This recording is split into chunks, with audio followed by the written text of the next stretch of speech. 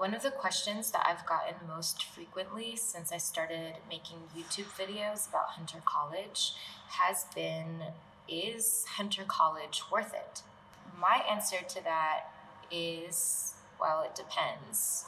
And I think the number one thing that I noticed was a big factor in my experiences at this school had to do with my mental health. Just like a little bit of background on me, I've been at Hunter for a very long time, now nearly 8 years, working on my undergraduate degree. That is, maybe on paper unusual, but I do think that there are a lot of students at Hunter that relate to my experiences, and that's why I'm going to open up about why it's taken me so long to finish my degree, what mental health has to do with that.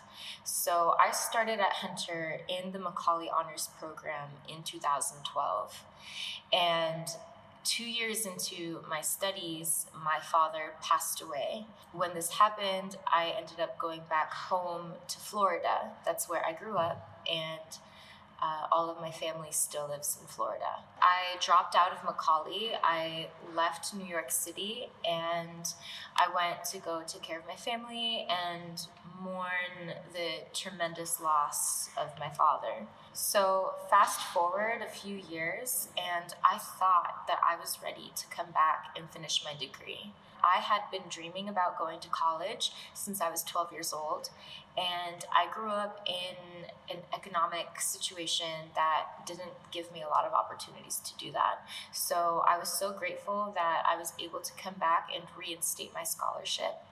However, that did not go as planned. I came back to New York and I felt so alone. I was so isolated. And I just remember being at Hunter, still not fully recovered, not feeling supported, and trying to do my best in my classes and really failing to meet even my own expectations. And when I was in that moment, it became so clear to me that this institution wasn't going to support me. There were opportunities available to seek mental health services here on campus. However, I did not find that those resources were suitable for my situation. I would walk through the halls of Hunter questioning my existence, wondering why I was here, feeling like I wasn't good enough, and that really took a toll on me. And so my biggest advice to you in order to make this college experience actually a positive endeavor for your life is to make sure that you check in with yourself before you go to college at any stage of your life.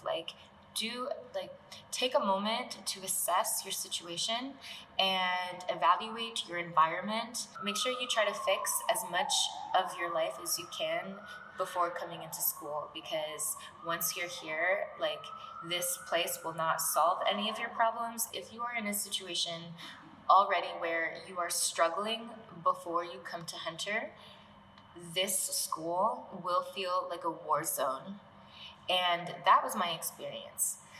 Now, this led to me dropping out a second time, and I just could not do it. I failed all my classes, and my self-esteem was in the negatives. I felt so disappointed in myself. I took more time off. I traveled across the country. I went and reflected with my family in Florida. My mom is ride or die for me, and I'm so grateful for that. I miss her every day that I'm here in New York. I'm able to now navigate this school system with my head up and feeling very confident in myself in this environment. So I guess the big question is, what changed? And the first thing was enough time had passed where I was able to recover from losing my father, and I was able to grow up in that and mature and become more rooted in my values. So when I came back to school the third time, I noticed a lot of the problems that were affecting this university in 2012 had not been resolved. The elevators had been broken since my freshman year. Now we're in a situation where administration is saying like, oh, the elevators are brand new.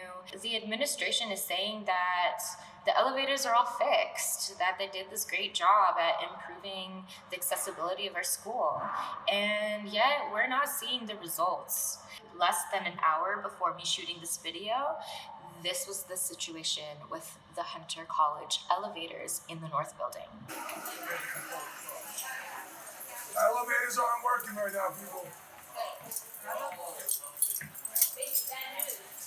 World star.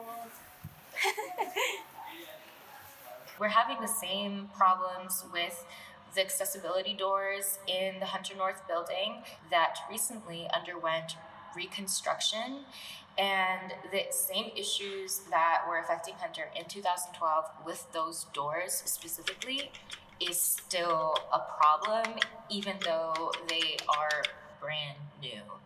I got to the point where I stopped feeling bad for myself for all of the hardship that I had encountered as a young adult. And instead, I started to feel very angry because here I was back at school, feeling like a brand new person, like I was ready to finally be successful in life. And this university was not reflecting that with the way that the environment is currently being managed. That anger really empowered me to then seek out other people that also were fed up with all of the problems at Hunter. And that is what has made Hunter College worth it for me. Being involved in trying to improve the material conditions of this university and feeling deeply attached to the legacy of this school.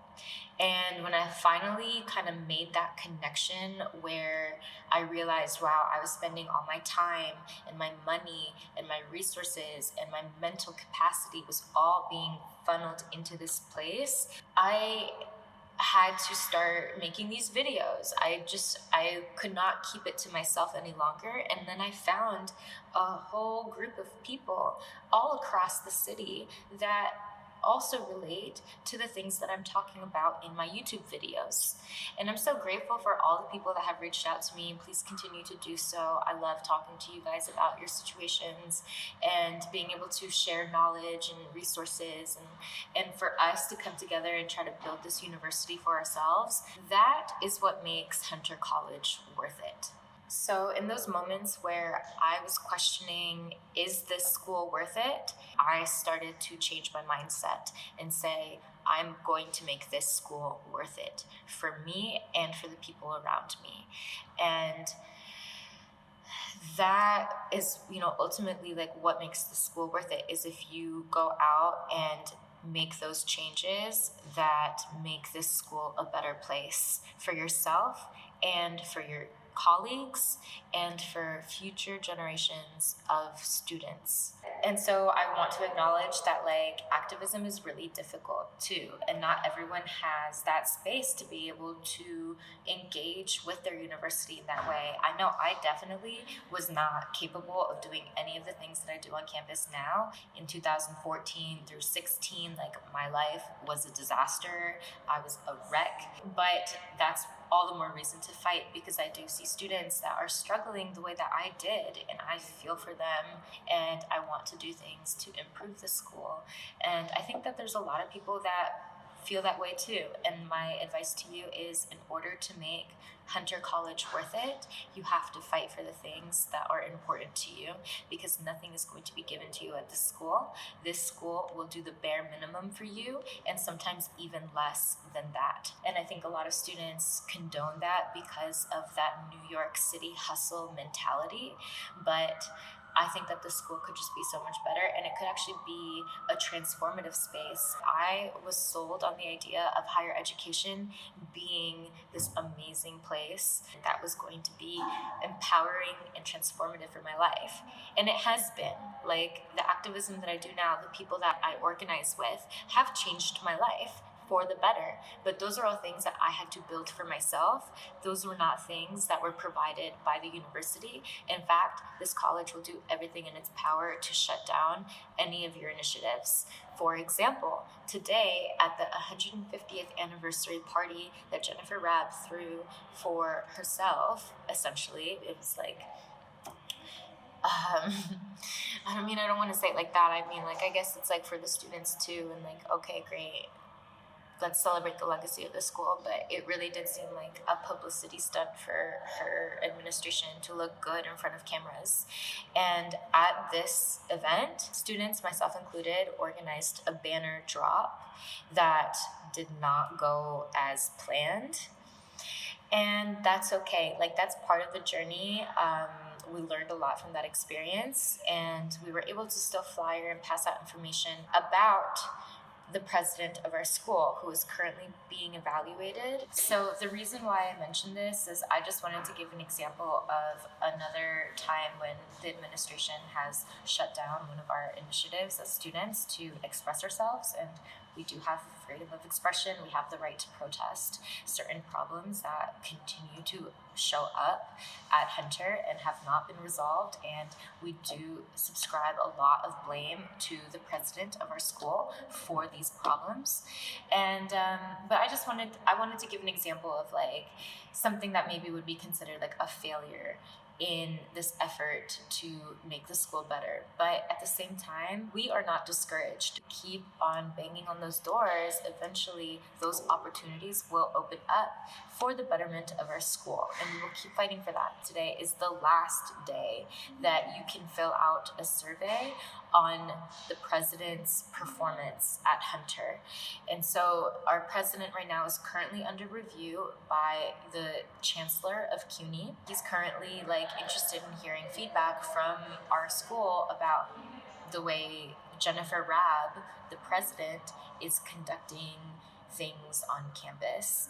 And so one of the things that I think would make this school worth it is if we can get her out, because she's been here for almost 20 years. And like I said at the beginning of this video, problems that frustrated me in 2012 are still problems in 2020, and they will continue to be problems if we allow for this individual to run our university the way that she has done, which has been to center herself, her highly paid staff in the president's office, her private consultants, all take priority over students, and she's also very money hungry. Like, she is absolutely obsessed with fundraising. Because of that mindset, a lot of things on campus are not being addressed. What ends up being prioritized in the school are the donors of this institution. While these little pockets of relief at the school might help, a handful of students at a time,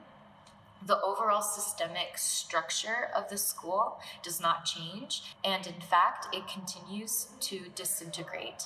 And so that's one of the big things that I'm fighting for. Like, I think, to like sum it up really quick at the end, I know this video is kind of I know this video is kind of all over the place, but I hope you've learned something from it. Number one, Hunter College is worth it if you have prepared yourself for battle and understand that you need to be at the peak of your strength mentally, physically, emotionally, financially before you even enter the building. And if you're not able to take care of that, like, it's going to be rough. And it was rough for me. Like, when those bases in my life were not covered, I felt that every single day here, and I was miserable, and I dropped out twice because of it. And so what also makes Hunter College worth it is if you invest in yourself, invest in the things that are important to you. Don't take no for an answer, because the school will give you the bare minimum and sometimes even less than that. And so in those situations, demand the things that you want from this school and go as hard as you can. Find friends that will back you up on these things and make that change happen, because it's up to you to make this school worth it for yourself. And the last thing I would say is that Hunter College is worth it if we can see new leadership come into effect that is actually going to center the struggles of students and find tangible ways to address these concerns. That is not happening right now with the way that the school is run. And so that's why I leave you with that. Please fill out the survey today. The information is going to be in the description box, and as well as, and it is fully, and it is fleshed out on my website. The URL is artpiledrop.com. Check it out.